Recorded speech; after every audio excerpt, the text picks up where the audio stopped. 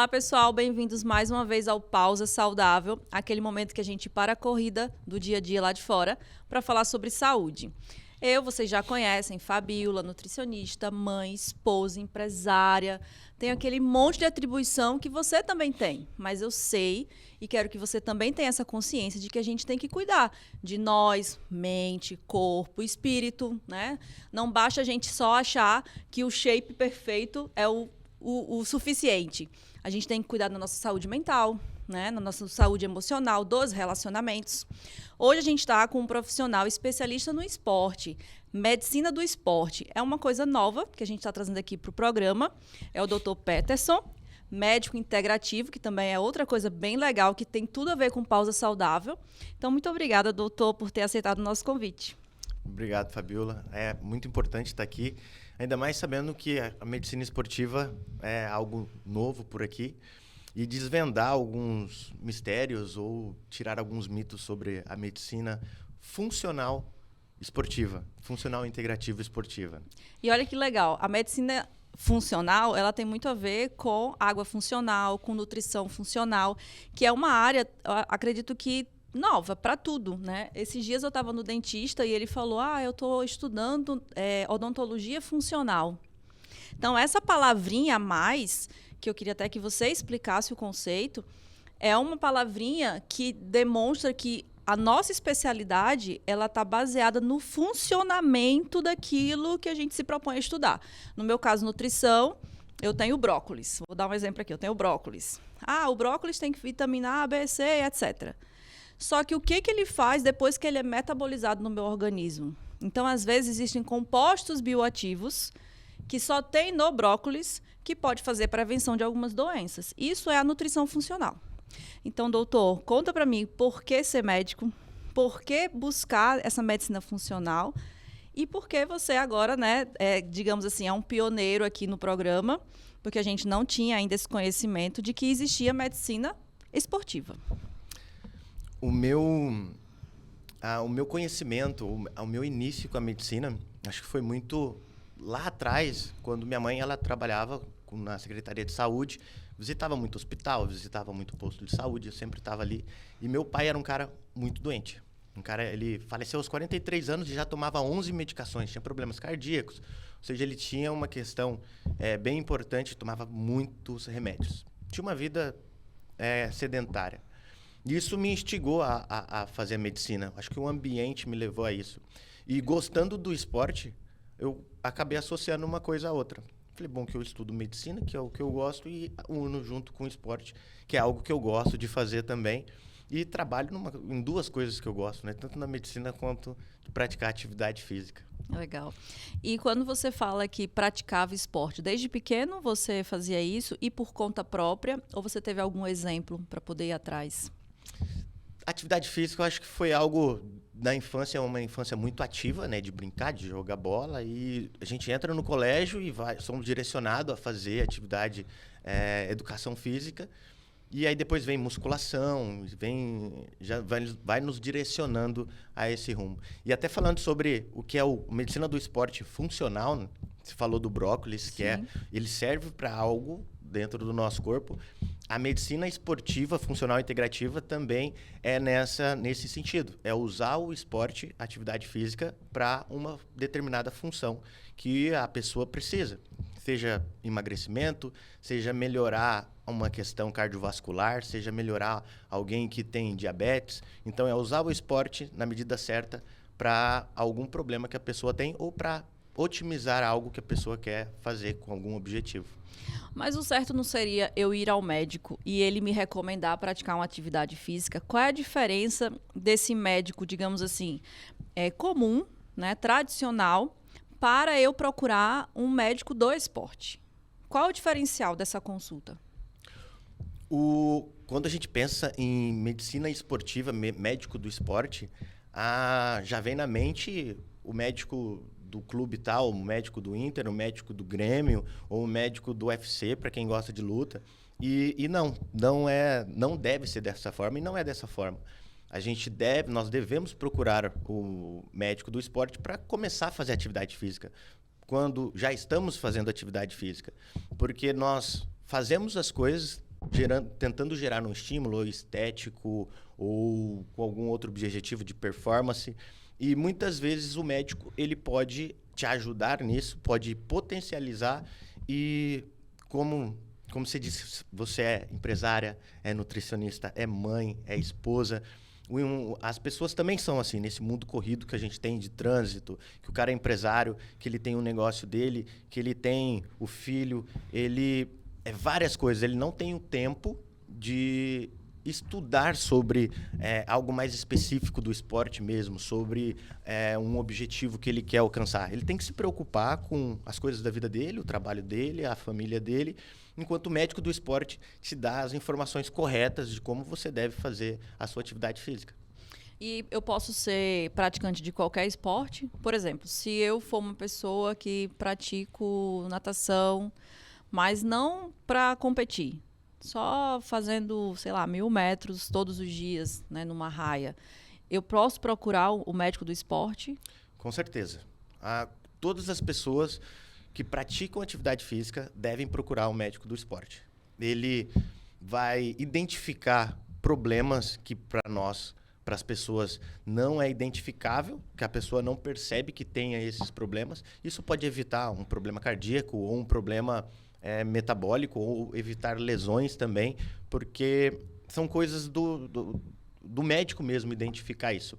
Então, por mais que nós achamos que estamos saudáveis, que temos aptidão para poder fazer uma atividade física, a primeira consulta com o médico do esporte é muito importante para realmente te livrar desses problemas, identificar se caso tenha alguma e também para te identificar no objetivo que você quer, te ensinando a como você chegar nesses objetivos. Então, cada atividade física, ela pode ser direcionada para uma, digamos assim, uma patologia. Então, por exemplo, eu tenho, sei lá, artrose nos meus joelhos. Aí eu não posso fazer qualquer atividade física. O médico do esporte, ele orienta a melhor atividade, ele sugere. Como é que é esse trabalho de acompanhamento? Exatamente. Até nós da medicina, quando se tem uma imagem do médico, que o médico sabe tudo sobre todas as áreas, principalmente do esporte, por exemplo, antes nós tínhamos uma questão de, eu tenho um problema no joelho, uma artrose, uma artrite. A primeira coisa que um médico, às vezes, antigamente falava era, não pode fazer atividade física. Vai prejudicar o seu joelho, vai piorar o seu joelho. E hoje é totalmente ao contrário. Nós temos que fazer atividade física para essa questão de articulação, para uma questão de coluna. Não, você tem problema de coluna. Quantas vezes as pessoas falam, não, eu não faço musculação porque eu tenho problema na coluna. O médico falou para mim que eu não posso pegar peso. Eu falo, mas é isso que vai te ajudar. É isso que vai resolver o seu problema. Então, para tirar, até realmente te indicar para essas pessoas que têm alguma patologia, de indicar o que é mais seguro para ela e também tirar o medo delas, porque muita gente não pratica atividade física com medo de uma lesão ou de algo que possui e também foi orientada a não fazer atividade física por causa disso. Na musculação, né? Quando você fala, por exemplo, vamos citar o exemplo da artrite ou da artrose. Eu vou fazer musculação. Aí eu tenho um educador físico ali que eu posso pagar, um personal ou o próprio da academia. A intensidade desse treino é que vai fazer, que vai permitir essa pessoa, pode ser nem ser idoso, né? Pode ser uma pessoa jovem que tem um problema. Metabolicamente, o que acontece com o corpo quando eu pratico atividade física, já que eu estou com medo de praticar e me lesionar? O que vai ser bom para esse paciente de artrose, por exemplo? A gente deve analisar ele. Ele é uma pessoa que fazia atividade física e desenvolveu artrose? É uma pessoa mais jovem e tem artrose? Ou é uma pessoa que tem mais idade, que realmente desgastou o joelho ali e aí teve um problema, artrose, que já é um problema de cartilagem mesmo? Então, nós avaliamos isso, mas a musculação em si, de baixo impacto para esse paciente, não vai fazer ele pular caixa e iniciar com isso. Vai fazer um fortalecimento muscular para não depender tanto da articulação dele, sim também dos músculos que estão em volta ali, ou um problema de ligamento que muita gente tem, de menisco no joelho, que acaba dependendo muito do ligamento. O fortalecimento com a musculação em movimentos mais estáticos, parados, eles trazem mais benefício nesses casos e não impede também da pessoa, depois que fazer esse fortalecimento, aumentar a intensidade depois desse fortalecimento, porque ele já vai estar apto. Eu jogava futebol e fiz uma cirurgia de menisco. E foi, olha, você não pode fazer agachamento, falava para mim, você não pode agachar. Falei, acabou comigo, então que atividade física que eu vou fazer? Ia fazer futebol, me doía o joelho. E aí eu entrei no CrossFit. Falei, não, o CrossFit vai acabar com o seu joelho, não pode. Foi o que salvou. Hoje eu não tenho nenhuma dor fazendo CrossFit, fazendo agachamento. Foi a base do agachamento, fortalecimento muscular, que fez eu voltar com a atividade física. E a palavra artrite, né? Até quero que você explique um pouco os ites da vida. São tudo processos inflamatórios. Quando eu faço atividade física, apesar de ter a inflamação daquele momento, né, no músculo, eu bloqueio essa inflamação, correto? Eu diminuo a inflamação de baixo grau que eu tô ali, justamente porque a artrite é uma doença de sedentarismo, às vezes, né? Fala um pouquinho sobre essa inflamação que a gente pode ter. E aí eu fico sem poder fazer atividade física, mas se eu faço atividade física, eu diminuo a inflamação, né? Queria que você explicasse um pouquinho sobre isso. A atividade física, ela gera uma inflamação. Você vai fazer atividade física, você gera uma inflamação, você gera uma agressão para o seu corpo. E essa agressão, diferentemente de uma pessoa que não faz atividade física, ela é compensada também pela atividade física. Uma pessoa que não faz, que é sedentária, que não faz a atividade, e ela tem uma inflamação crônica, tem um estresse oxidativo desregulado, que é uma inflamação subaguda. Tem a inflamação, que é aquela que nós sentimos a dor ali, que tocou, inflamou, machuquei. Isso é a inflamação aguda. E tem a inflamação crônica, que é algo que nós não sentimos, que significa que nós temos um estresse oxidativo desregulado, onde nós temos mais radicais livres do que antioxidantes agindo no nosso corpo. E isso vai gerando os ites. Vai gerando a artrite, vai tendo problemas de diabetes. Questão de doenças crônicas, em geral, vai gerando por causa dessa inflamação. Se você pratica atividade física, você gera no corpo, cria hormônios de regeneração que vão sobressair sobre essa inflamação. Então, você faz uma agressão, uma inflamação, e a atividade física faz uma compensação gerando antioxidantes. Então, se você não faz a atividade física, você somente fica com a inflamação crônica. Fazendo atividade física, você gera hormônios, principalmente o IGF-1 e irisina, que são hormônios que estão mais na moda, que eles compensam essa regeneração celular. Então, acaba te fortalecendo. E queria que você explicasse um pouco mais dessas doenças que hoje são doenças comuns, né? A própria pressão alta, a diabetes, o colesterol, que são a base delas, inclusive o câncer, é a inflamação. Então, olha só que interessante, né? A coisa dos bons hábitos, né? Eu pratico atividade física, tenho uma dieta saudável, eu cuido dos meus pensamentos, eu tenho bons relacionamentos, eu diminuo essa inflamação, diminuo essas doenças, né? E aí, com a atividade física, eu posso sim me considerar uma pessoa saudável. E assim, doutor, dentro do consultório da medicina esportiva, esses pacientes com essas patologias vêm muito? Vêm. E às vezes eles nem sabem que tem. Quando a gente pede os exames ali, a questão da inflamação crônica ou de uma doença crônica, os pacientes vêm com um objetivo X. Eu estou muito indisposto, eu estou com baixa libido, baixa disposição, estou perdendo massa muscular. Nós acabamos descobrindo outros fatores. E tudo vem realmente de hábitos do que você faz. Ou é no seu sono que está ruim, ou é na sua alimentação que está ruim, ou é o sedentarismo que está ali. Ou tudo junto, né? Exatamente, ou é tudo junto.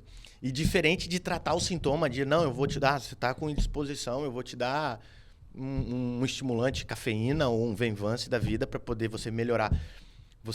Eu não estou resolvendo o problema do paciente. Quando a gente pede os exames e os exames nos mostram parâmetros inflamatórios, que nós nos guiamos por aquilo ali, que nos indica que esse paciente está com um problema crônico, que agora que ele começou a sentir realmente os sintomas, mas é algo já que vem de antes. E realmente é relacionado a isso. Existe quando a gente fala só atividade física, eu tô saudável? Não. Existem 5 pontos para a gente ter uma saúde plena. E não é somente o que nós consumimos também, somente pela boca, né? Esses 5 pontos. Nós temos o primeiro, que é alimentação. A alimentação ela precisa estar alinhada para evitar essa inflamação crônica, para evitar a presença de radicais livres desregulados. Alimentação, atividade física entra, o sono entra, o manejo do estresse entra, porque o cortisol elevado, ele é um radical livre, ele acaba gerando mais inflamação. E o manejo do estresse, ele inclui o que você consome de leitura, de filmes, de as pessoas que você convive. E o último ponto é o exercício da fé. Eles têm um estudo de cidades ali que tem uma maior expectativa de vida, que eles comparam o que essas cidades têm em comum, e geralmente são esses 5 pontos. E algum deles tem alguma ou religião, eles acreditam em Deus ou não, acreditam em algo. A questão é fazer o exercício da fé. Então, se tem que alinhar com essa pessoa todas essas coisas. Então, eles chegam esperando no consultório que eu vou dar alguma coisa e falam, não, peraí, o seu sono está ruim. É isso, não tem como a gente ajustar sem organizar o seu sono. Ele falou, quando você dorme bem, você tem esses problemas? Não, quando eu durmo bem, eu estou bem. Eu falei, então, é isso. É o ponto. Não chega a ir tão longe para o diagnóstico, porque até com o dia de hoje a gente acaba passando despercebido até coisas óbvias, né? Falando de sono, doutor, qual seria o cenário ideal para eu dormir? Então, por exemplo, a gente sabe que nossos avós dormiam com as galinhas. Às 6 horas da tarde já começavam a se preparar, porque não tinha televisão, não tinha eletrônico, não tinha nada. Isso é o certo? Ou eu posso adaptar na minha rotina hoje, sei lá, dormir 8, 9 horas? Ainda assim eu vou ter os benefícios do sono reparador? E qual seria a quantidade ideal? Essa estrutura no meu quarto, qual é a estrutura ideal? Fala um pouquinho do sono perfeito que eu tenho que ter. Porque eu acho que o pessoal hoje nem consegue... Ah, tá, beleza, eu vou dormir. Como é que eu tenho que dormir? Qual é o jeito certo de dormir? Olha, às vezes o paciente chega ali na clínica e ele fala, eu tô com muita compulsão, tô com compulsão alimentar, tô ficando cansado o dia todo e não era assim, não era dessa forma. E aí eu vou pergunto todos os âmbitos, todas as áreas da vida da pessoa. Pergunto a questão social, sono, atividade física. Quando eu pergunto do sono, falo, dorme que horas? Ele fala, mas meia-noite, 1 hora da manhã. Eu falo, mas por que você dorme esse horário? Não me dá sono, eu fico no computador, fico no celular, aproveito para trabalhar até mais tarde e acabo não conseguindo dormir. Acordo várias vezes. Ele, tá. E o dia que você dormiu bem, como que é o outro dia? O dia que eu durmo ali umas 10 horas da noite, acordo 6, 7 horas, eu tô novo. Falo, então... O problema está aí. Então, nós temos que ajustar o seu sono para você melhorar. Não é outra coisa. Antes não tinha televisão, não tinha um estímulo de luz clara que nós temos hoje. Hoje, no máximo, às 9 horas da noite, nós já temos que estar com um ambiente escuro. Olha só. Um ambiente escuro já para iniciar. Isso quando eu falo 9 horas realmente no máximo ali. Para já começar a diminuir o seu cortisol, que já deveria estar baixo, com o estímulo de luzes claras, não faz você produzir melatonina. E entra aquela questão de pessoas que deitam na cama e ficam com o celular bem no rosto, com a luz azul do celular, não vai estimular a melatonina. Você acaba entrando no sono vencido pelo cansaço. E não porque uma necessidade que o seu corpo está pedindo para você dormir. Então, você não faz... produção de hormônios que são necessários, como a melatonina, por exemplo, não inibe hormônios que devem ser inibidos, como o cortisol, por exemplo, por causa de um estímulo de luz. Então, às 9, no máximo, você já tem que preparar, fazer o que a gente chama de higiene do sono, né? Já começar a preparar esse ambiente para você ensinar o seu cérebro que já é hora de dormir. Então, tudo que é luz clara, diminui. Sons, volume que está alto de TV, reduzir bastante. Uma coisa que funciona muito bem é a aromaterapia, que é o uso de óleos essenciais, de lavanda, óleo essencial de camomila. E tem que ser óleo essencial. Muita gente chega lá, eu comprei uma essência. A essência não tem a questão terapêutica, né? Precisa ser realmente o óleo essencial. E o óleo essencial, inconscientemente, ele vai te preparar a ter uma boa noite de sono. Ele regula a produção de melatonina. Então, você deve dormir no máximo até 10 horas da noite, com 9 horas, 8 horas da noite, reduzir as luzes, reduzir os estímulos que você tem. E outra coisa, os estimulantes, os cafés, né? O café, ele fica no nosso corpo ali por mais de 10 horas. Fala, mas eu tomo café e durmo. Só que é um sono agitado, é um sono que não é reparador, porque a cafeína fica ali. Então, na parte da tarde, no máximo 3, 4 horas da tarde, já não tomar bebidas estimulantes e dormir e ir para a cama cedo sem estímulo de luz. Né? Então, iluminação no escuro, sem som, sem os eletrônicos, né? Que mais? E aromaterapia. Aromaterapia. Então tá bom, viu, gente? As dicas do Dr. Peterson. Suplementação Suplementação o para magnésio, dormir. inositol é algo que funciona muito bem para o relaxamento. E a melatonina mesmo. Tem aqueles que tem na farmácia de gotinha, já é uma ótima opção.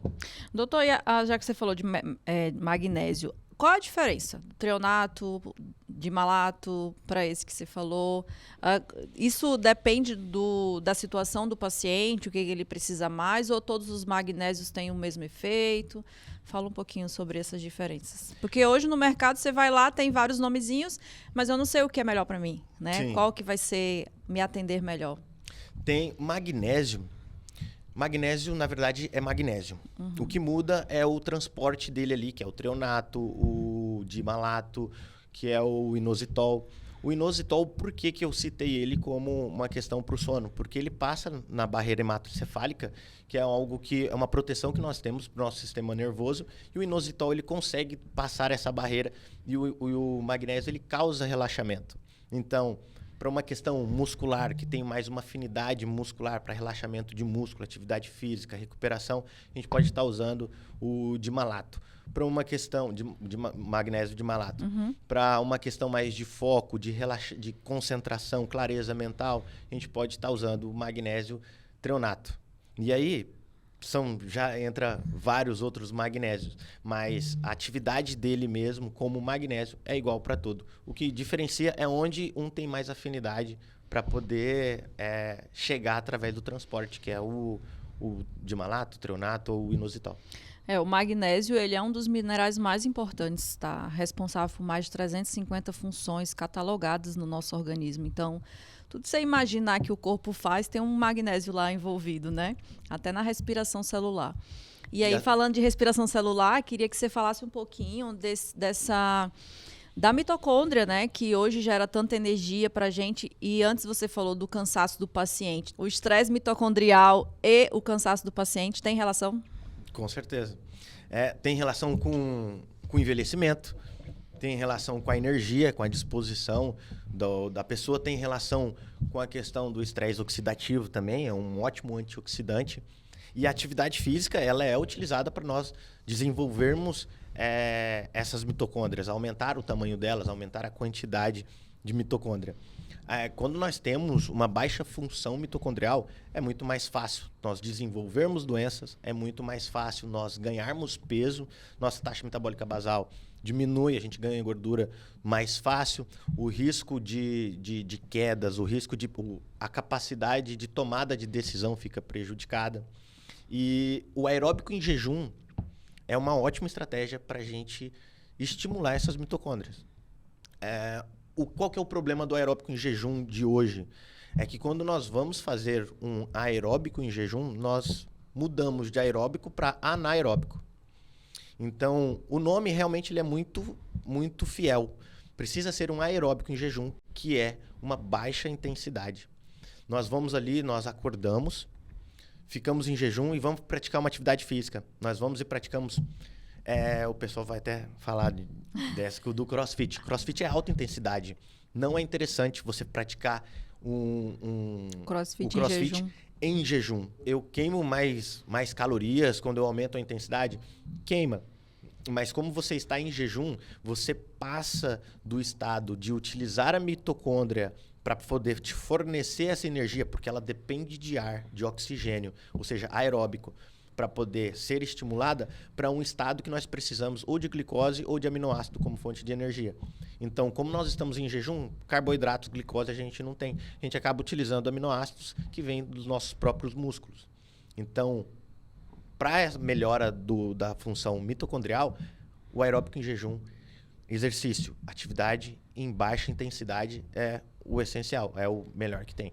E o jejum intermitente? Eu não estou ainda fazendo atividade física, mas eu posso praticar o jejum intermitente? Qual a janela metabólica ideal? Né? Porque tem gente que faz de 16 horas, de 24 horas, de 72, já vi gente fazer de 21 dias. Queria que você falasse um pouquinho, é polêmico, mas queria falar um pouquinho desse jejum intermitente. Até que ponto é saudável? Dali para frente já não é? Nós temos que separar. Quando se fala de jejum intermitente, nós temos que separar, eu acho, os objetivos, né? Nem tudo é bom para todo mundo e nem tudo é ruim para todo mundo. Existe o objetivo para uma coisa ideal para aquele objetivo. Quando se fala em emagrecimento, por exemplo, nós vamos falar de emagrecimento, que a gente vai falar de perda de peso. O jejum intermitente é superior ao déficit calórico? Não, ele não é superior ao déficit calórico. Ele tem uma estratégia que pode ser usada, mas quando nós falamos em superioridade, eles acabam se igualando pelo que os estudos nos dizem. Mas uma pessoa que não consegue fazer déficit calórico, uma pessoa que enquanto ela está na janela de alimentação, ela come bastante, o jejum intermitente vai ótimo para essa pessoa. Então, isso falando de emagrecimento. Agora, quando se fala de saúde, o jejum intermitente ele é maravilhoso. Questão de diminuição de resistência insulínica, questão de baixa glicemia no sangue, uma melhora da função metabólica. A função mitocondrial também para o jejum intermitente é muito importante. Existem alguns estudos até que falam sobre a perda de peso e não a perda de massa muscular com o jejum intermitente, comparado, nesse caso, com o déficit calórico. Eles descobriram que o jejum intermitente realizado de 2 a 3 vezes na semana, entre 16 e 24 horas em cada vez que se faz esse jejum, teve uma melhor preservação de massa muscular comparado ao déficit calórico. Só que, dentro desses dias do jejum intermitente, a atividade física também ela foi controlada. Nesses dias do jejum, a atividade física não poderia ser de alta intensidade e nem com muita carga. Então, eles controlaram essa variável. O jejum intermitente é bom para manutenção de massa muscular? Não posso fazer jejum porque eu vou perder massa muscular. Não é o que o estudo mostrou para a gente. Se você faz, o que vai depender é a intensidade do exercício que você está fazendo enquanto está em jejum. Se você aumentou a intensidade, você tem mais risco de perder massa muscular. Se você, naqueles dias, fez um treino de baixa intensidade, você mantém a massa muscular, melhora a sua função mitocondrial e ensina o seu corpo a utilizar a gordura como fonte de energia. E esse jejum, tá? Eu posso escolher a refeição que eu vou pular ou existe uma refeição ideal para pular? Exemplo, de manhã eu não sinto muita fome, mas eu forço tomar o café da manhã porque eu entendo que metabolicamente é melhor eu não jantar, né? Mas aí estou falando de mim. Isso é geral ou depende de pessoa para pessoa? E eu posso, por exemplo, pular o almoço? Eu queria entender assim, porque você tem que, geralmente 16 horas é o ideal, né? Pula uma refeição, não é isso? Sobre isso, tem uns estudos que eles dizem, um estudo em específico que ele compara o horário do café da manhã e o horário da janta, sim, interfere na perda de peso do paciente. Uhum. E no risco cardiovascular. O que eles perceberam? Pessoas que tomaram café da manhã após 8h30 da manhã tiveram um risco cardiovascular aumentado, comparado àquelas pessoas que tomaram café da manhã antes das 8h30. Foi uma diferença pequena, mas a diferença das pessoas que jantavam após as 8 horas da noite, após as 9 horas da noite, comparado com pessoas que jantavam antes das 9 horas, teve um risco cardiovascular muito aumentado comparado a quem comia antes, jantava antes. Então, o jejum é mais ou menos nisso aí também. Convém nós pularmos o jantar, fazer a última refeição de tarde ali, ou no início Umas da noite. 4 da tarde ali, né? Exato. Aí daria às 16 horas, né? 4 horas da tarde, pular o jantar e de manhã você fazer um bom café da manhã com comida adequada, né? Não adianta você fazer o jejum e ir lá e estragar com carboidrato simples, etc. Mas É ovo, viu, gente? Não é pão, não. Pode ser pão com ovo, né? exatamente. Mas tem que ter a proteína. Mas isso aí é mais interessante. Vai pular o jantar e iniciar pelo café da manhã. E essa questão das 16 horas, né, tem estudos já provando a relação com a morte celular, né, a apoptose. Fala um pouquinho assim, por que eu tenho que fazer jejum e por que é importante eu pegar essas células velhinhas e reciclá-las, digamos assim, né? Exato. Nós não falamos até... Só explica o que é apoptose, para quem não sabe em casa. A apoptose é um processo de morte celular que uma célula ela acaba morrendo quando está velha, quando ela fica já sem função. A hemácia é um exemplo disso, que ela tem uma vida já pré-estabelecida entre 90 dias e 120 dias. Quando ela começa a passar desses dias e não tem um processo de apoptose regulado, otimizado, essa hemácia ela começa a ficar muito velha, não começa a fazer as funções que ela tem que fazer e acaba sendo prejudicial. Então, o processo de apoptose é você realmente reciclar as suas células e fazer regeneração de tecidos. Né? Quando eu, por exemplo, paro de beber, né? Há quem diga que o meu fígado, depois de um certo período, ele pode ser um fígado novo. É isso aí, né? Essa reciclagem das células, né? E aí eu não tendo mais aquela, digamos assim, aquela agressão da bebida alcoólica. E quando eu falo bebida alcoólica, gente, eu não estou sendo polêmica aqui, até porque eu sou a favor de uma taça de vinho, eu sou a favor de uma cervejinha, mas quando a gente começa a colocar a bebida alcoólica, né, muito na rotina, eu tenho os malefícios do álcool, né? A toxicidade do álcool. Eu tomo vinho, porque dizem que me dá longevidade, mas aí tem o álcool, e aí? Tem que ser equilibrado, gente, né? Então, fala, doutor, por favor, sobre essa questão do álcool, do fígado, do quanto é importante, né, eu fazer essa manutenção celular. Então, quando se pratica o jejum, nessa função, ele acaba acelerando mesmo a questão de reciclagem celular. Se você faz um bom jejum, que durante esse período de jejum você não vai levar a agressões no seu corpo, fazendo o seu corpo se exigir demais como um exercício de alta intensidade, fazendo uma boa ingestão de água, uma água de qualidade, fazendo ingesta de alimento, de líquidos que não estão contaminados, isso vai gerar como se fosse realmente uma lavagem no seu corpo. Isso vai fazer com que as suas células elas se reciclem, que ela tem tempo de fazer essa apoptose e vai te trazer mais benefícios. É um detox que o seu próprio corpo faz com ele mesmo. Que é perfeito, né?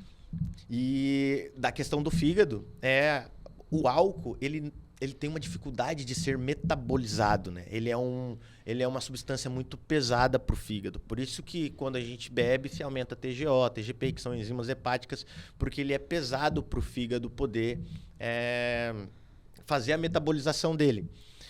O álcool, nós não temos um valor, uma quantidade de álcool segura. Realmente, eu tenho um paciente que ele é muito gente boa, ele é bem engraçado. E ele bebia muita cerveja. Ele chegou em mim porque ele queria engravidar. Ele e a esposa queriam engravidar e ele tinha uma vida sedentária. Ele falou, doutor, eu quero estar bem para poder ter um filho, né? Eles já estavam tentando há um tempo e não conseguia. E ele era aquele cara que bebia cerveja todos os dias. Aí mudamos ele, colesterol alto, testosterona baixa, estava assim, realmente uma bagunça. E aí ajustamos, ele teve um resultado, reduziu enzimas hepáticas, reduziu colesterol, reduziu tudo, e engravidaram. E aí depois, agora no inverno, ele retornou. E aí quando eu vi as enzimas hepáticas dele tudo alta, aí eu falei, já ia falar até o nome dele aqui. Falei, mas o que aconteceu, né? Nós estávamos vindo tão bem aqui, alterou tudo de novo. Ele, não sei não, que eu tô treinando, tô comendo, continuo comendo bem. Ele falou, mas eu tô tomando vinho. Eu falei, quanto de vinho? Ele, 3 taças por dia. Qual que é o tamanho dessa taça? qual que é o tamanho dessa taça? Aí ele mostrou uma taça. Ele falou, não, doutor, mas é tranquilo. É um vinho caseiro que eu comprei. É saudável. Eu falei, vinho caseiro saudável. Tá, deixa eu ver as fotos. Aí eu olhei, uma taça grande. Falei, você toma 3 taças? Toda vez. Falei, não, cara, olha só o quanto alterou aqui os seus exames, simplesmente por causa desse vinho que você está tomando todos os dias aí. Não é inofensivo isso. Realmente alterou seu colesterol de novo, alterou suas enzimas hepáticas. Ele falou, mas o que eu vou fazer com 160 litros que eu comprei? Eu falei, o quê? 160 litros? O que você ia tomar no inverno? Mas é caseiro. Aí você vê, né, que há algumas coisas que nós pensamos que é inofensivo, Sim. Quando você chega num profissional realmente que entende, que vai falar, não, isso não é só porque é caseiro o vinho que ele vai te trazer benefícios. O álcool, ele é ruim para o nosso corpo, né? Ele acaba afetando bastante. Veio essa história na cabeça, eu não podia deixar. Mas então, aqui veio um entrevistado que ele é especialista em vinhos naturais, que é diferente de vinho orgânico. E eu não tinha o conhecimento. E ele explicou, né, que o vinho natural é aquele que passa pelo processo natural, fica decantando, né, o tempo que tem que decantar. E hoje o vinho que chega no supermercado, ele tem alguns compostos para acelerar, né, essa fermentação e ele ir para o supermercado. Não vou dizer que seja agrotóxico, porque não é essa palavra, mas existem alguns compostos químicos que são colocados nos vinhos. E não pode ser o vinho mais caro que você conhecer. Existe essa aceleração para poder ter rentabilidade, né? Então, é que nem o seu paciente, né? Vai que ele comprou um vinho natural e achava que não tinha problema. Exatamente. Mas essa questão do vinho, né, e da bebida alcoólica, para quem quer ganhar massa magra, o que impacta? Bastante. Para ganhar massa muscular, a gente depende de um processo que se chama síntese proteica. E aí essa síntese proteica, ela depende de vários fatores. O primeiro, um deles, que se baseia mais ou menos em 3, que é a questão alimentar, nutricional, que é os nutrientes que precisa, a ingestão correta de proteínas, carboidratos, minerais, vitaminas. Gorduras boas também. Exato. Né? E o estímulo da atividade física, você precisa dar o estímulo para ter uma síntese proteica, e o estímulo hormonal. Se baseia nessas 3 coisas. O álcool, ele interfere na via alimentar. Então, na questão de metabolização da síntese proteica, na questão nutricional. Então, dessas 3 vias, ele afeta nessa via que é a questão nutricional para a síntese proteica. Acaba prejudicando a sua síntese proteica. E também, paralelamente, se for exagerado esse consumo, os seus níveis hormonais vão cair também e você não vai conseguir recuperar do seu treino porque o seu fígado não vai estar bem para uma boa recuperação. Isso é interessante porque recentemente eu parei 100% de beber, justamente porque eu estava treinando, aí final de semana eu tomava um vinhozinho, né? E aí alguém me falou, mostrou os artigos e tudo, acabei lendo, e aí eu parei 100%, eu não bebo mais nada. Tomo suco de uva numa taça chique no restaurante, eu peço, traga uma taça de vinho, mas eu ponho suco de uva, só para fazer a média com o marido, né? Mas eu tirei porque eu não queria perder massa muscular, né? Sim. E vamos falar um pouquinho sobre longevidade, né? Hoje a gente vê muito mais pessoas acima dos 60 anos, que eu não quero mais usar o título idoso, porque já decaiu. O 60 de hoje é o antigo 40, né? E aí Exatamente. Assim vai. E a gente tem pessoas com alta performance esportiva, com 70, 80 anos. O que mudou? Conhecimento, a tecnologia, né? O acesso a essas questões estéticas. O médico do esporte, hoje eu posso ir no médico do esporte. E há 50 anos? Nem existia, né? Exato. Eu acho que na mesma proporção que tem coisas que ajudaram, existem coisas que prejudicaram também. O que ajudou, eu acho que é a informação. Realmente, a difundir a importância da atividade física, difundir a importância de você ter uma boa vida hoje, para você ter uma boa velhice. Velhice também não, né? Ter uma boa... Uma longevidade, vários anos de vida. Exato. E na questão que prejudicou a facilidade de alimentos processados, né? Que da mesma proporção acaba prejudicando. Agora, no último Ironman, de Florianópolis, que é uma prova dificílima de ser completada. Realmente são poucas pessoas que completam. Teve um senhor de 83 anos que terminou a prova. Que legal. Comprovando que a gente pode fazer muita coisa quando a gente já tem mais de 60 anos de idade. E entra aquela questão também de eu tenho 60, 80, não posso fazer atividade física. Não posso fazer musculação, não posso pegar carga. E é justamente essas pessoas que precisam da atividade física. É o idoso, é a pessoa que tem 60, 50, 70, 80 anos de idade, que precisa fazer a musculação, que precisa fazer carga, levantar carga, para evitar doenças, para melhorar a massa muscular. Para evitar sarcopenia, né? Exatamente, evitar sarcopenia. E é um processo acelerado a sarcopenia na idade avançada. Né? Depois dos 40 começa, né? E olha, é cada vez mais comum sarcopenia e osteoporose na mulher. Em questão... Esses dias eu tive 2 pacientes, uma de 52 e outra de 50. Elas foram no mesmo dia fazer a reavaliação comigo. E o que elas tinham em comum?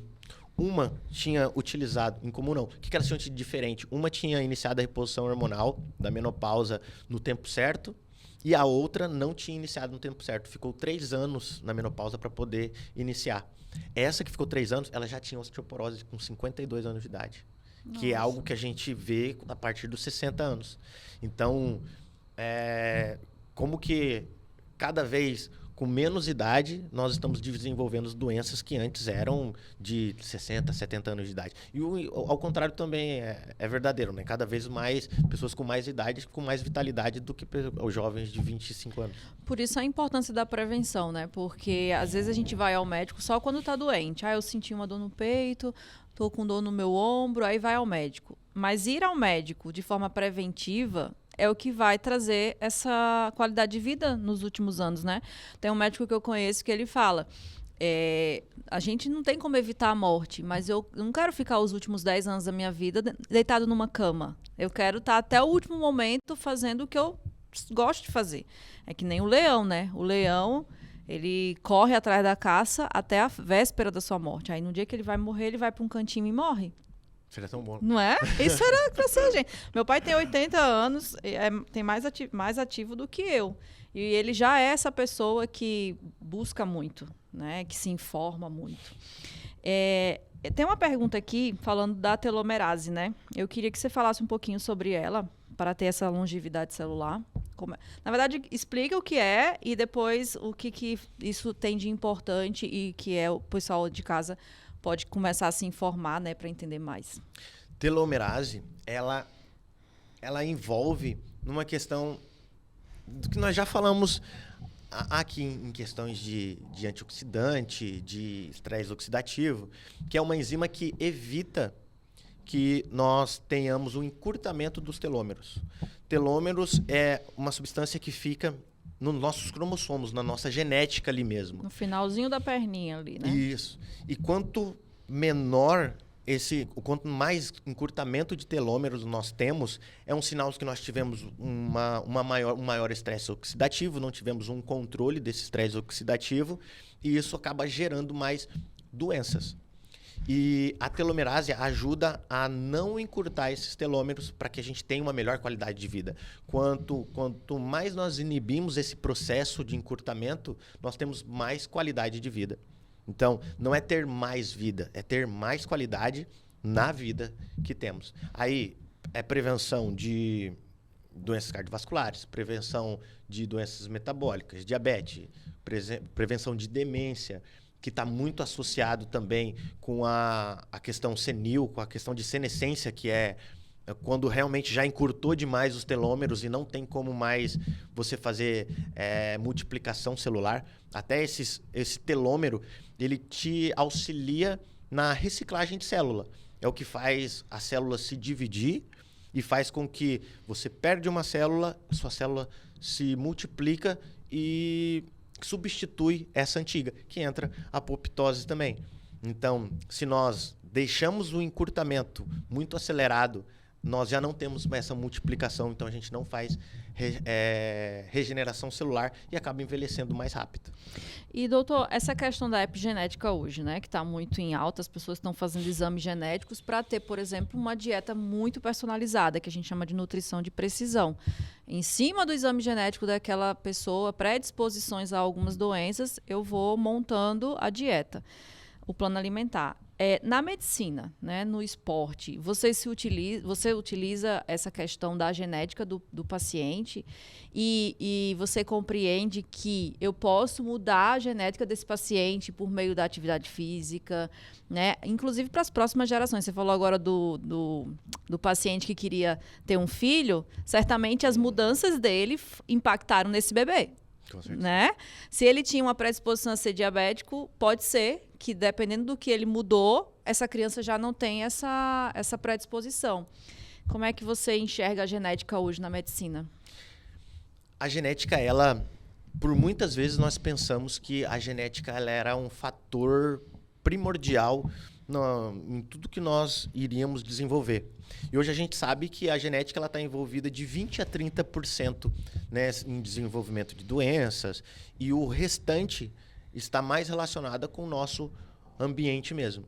Que aí é onde entra a epigenética. A epigenética é realmente a capacidade que nós temos de alterar essa genética, de passar para frente um histórico de diabetes, por exemplo. Se eu tenho uma predisposição, uma genética de desenvolver diabetes, com certeza essa pessoa ela tem que cuidar muito mais do que outra pessoa na questão do carboidrato.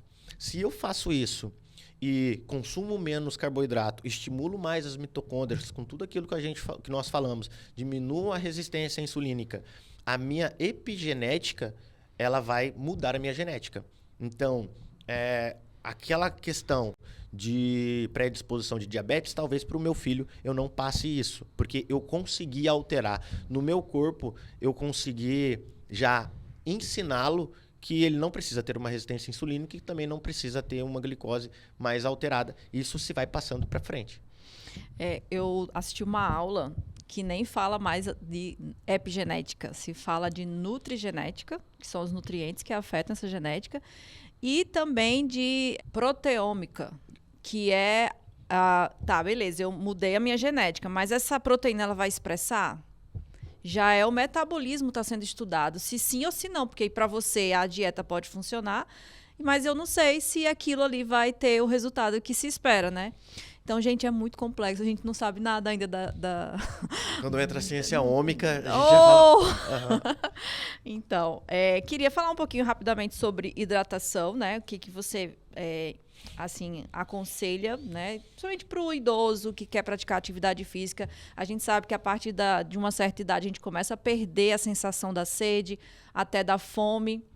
E aí, por que é importante eu me hidratar e tomar a quantidade recomendada de água por dia? A água é algo que a gente menospreza, né? Nós consumimos muito menos do que nós deveríamos. E achamos que consumimos o adequado. Quando eu pergunto, consome quanto de água? Na consulta eu pergunto na anamnese, consome quanto? Aí eu consumo bastante, quanto? 1 litro, 1,5 litro. Eu fico, como assim bastante? Pra gente ter uma ideia, acho que a maior parte do nosso corpo, quando a gente faz bioimpedância ali, varia entre 50% até 70% de água com o que consta ali. Então, a água é a principal composição do nosso corpo. Então, tem que ter uma água de qualidade. A água, ela participa muito da questão osmótica, né? Entra naquela questão de bioquímica lá atrás, de soluto e solvente, que a água, ela faz esse controle. Então, a água de qualidade é importante. Para poder saber quanto que eu devo consumir de água. Tem uma matemáticazinha que é que você pega o seu peso, multiplica o seu peso. Dependendo da temperatura que está, da sua atividade física, você varia de 35 ml por quilo peso até 50 ml por quilo peso. Então, se é um dia muito quente, um dia que eu caminhei muito, eu vou jogar mais para cima. Vou calcular 50 ml quilo, ou seja, eu tenho 100 quilos. Então, eu vou pegar 50 ml vezes 100, que é o meu peso. Então, eu preciso consumir nesse dia 5 litros de água. É bastante líquido. Ah, não, um dia que está mais frio, um dia que eu fiquei mais ali em casa, tranquilo, não tive tanta, não caminhei, eu vou jogar mais para baixo, vou fazer 35 ml por quilo, vezes 100, que é o meu peso. Então, eu devo consumir 3.500 ml de água. Tem até um caso que eu passei recentemente, de um paciente que ele tinha uma alteração na tireoide. Ele não estava convertendo, o TSH dele estava muito alta, ele estava até produzindo T4 e não convertia em T3. E aí, tentamos tratar, dei os nutrientes que precisa para essa conversão e não dava certo. E aí ele pegou e me mandou, e foi algo que eu deixei escapar na consulta. Ele foi e me mandou o teste que ele fez do poço artesiano dele, que ele estava consumindo. E o laudo veio com alto teor de mercúrio. E ele só consumia água do poço artesiano. E também achava, não, eu só consumo água do poço. Porque é alguma coisa que a gente pensa é mais saudável, né? Sim. E tinha 3 vezes o valor permitido de mercúrio na água do poço. E aí, quando eu fui realmente solicitar o exame de mercúrio, estava muito alterado. Então, aí a gente já utilizou algumas estratégias de quelante de mercúrio para poder melhorar essa questão da tireoide. Ele não teve retorno, estou esperando para ver como que foi. Mas para ver a importância que a água tem, né? Total. E se ele não tivesse feito esse laudo, a gente ia ficar nas cegas ainda. E olha só, né? A pessoa acha que o poço, né, por ser natural, assim, né? É no lençol freático, mas os lençóis já estão bem contaminados, né? Ainda mais com as enchentes, né? Sim, enchente. Aí tem o agrotóxico, porque tem uma plantação por perto, às vezes um cemitério. Isso vai entrando ali, os compostos tóxicos, né? E aí eu ainda prefiro pegar a água do saneamento básico, que passou ali minimamente por uma limpeza, e passar num filtro. E aí sim eu consumi essa água, né? Eu nem assim, garanto mais que a água mineral de garrafão de 20 litros está 100% ok, né? E os metais pesados é uma coisa que... metais tóxicos é uma coisa que impacta e a gente não está dando tanta audiência para ele. Exatamente. Vou dar até um exemplo do meu marido, que foi fazer, né, um exame e ele estava com intoxicação de alumínio. E aí, o médico, que é um médico integrativo também, porque tem que ter uma percepção diferente, um olhar diferente para o paciente, ele disse, vamos tomar uma água rica em silício, porque silício é quelante do alumínio, né? E aí, eu lembro que ele ficou 90 dias tomando uma água específica e reduziu de 17 miligramas para 1,5, uma coisa assim, sabe? Então, assim, tem que ter uma interpretação mais holística do paciente, né? É algo simples, mas muito complexo, né? É algo simples, mas muito difícil de realmente... tem que fazer investigação. A pessoa que não olha para esses lados, que não olha em todas as áreas, que não tem realmente esse olhar mais holístico, mais integral, não vai perceber isso. Sim. E, doutor, a questão da gordura, né? A gente confunde muito a gordura boa com a gordura ruim, com colesterol LDL, HDL. E antes de a gente começar aqui a gravar, você só citou um paciente que estava com colesterol alto. Queria que você contasse novamente aqui a história dele, né? Que você viu o colesterol dele alto, mas você... Peraí, vamos aqui analisar melhor, né? Sim. Nós utilizamos ali... Muita gente olha o colesterol total, né? O meu colesterol total... Isso é muito comum, o paciente chegar... Doutor, já vi meus exames e estou com colesterol total alto. Um cara que faz atividade física, que se alimenta bem. Aí você já fala... Só se ter algo genético muito forte aí que está interferindo nisso. Que existe, mas é a exceção. E aí, quando nós vamos ver... O que é o colesterol total? O colesterol total, ele é a soma de colesteróis. Do HDL, mais o LDL... mais o colesterol remanescente. Então, o colesterol total, a gente tem que olhar para os outros. O HDL, que ele é comumente conhecido como colesterol bom. Se ele entra nessa soma e eu estou com o meu colesterol bom muito alto, provavelmente eu vou ultrapassar o colesterol total do valor de referência ali. E não quer dizer que o meu colesterol é ruim porque o colesterol total está mais alto. Simplesmente que o meu colesterol bom está muito alto e isso está aumentando o colesterol total. Então, isso é ótimo para o paciente e não ruim. E utilizar medicações para baixar colesterol não existe nas diretrizes, principalmente brasileiras. Existe a prevenção secundária ou pacientes de alto risco. Então, Se você não teve um infarto, não teve um AVC, por exemplo, não precisa utilizar essas medicações para poder baixar o colesterol. O colesterol ele faz parte da nossa membrana celular.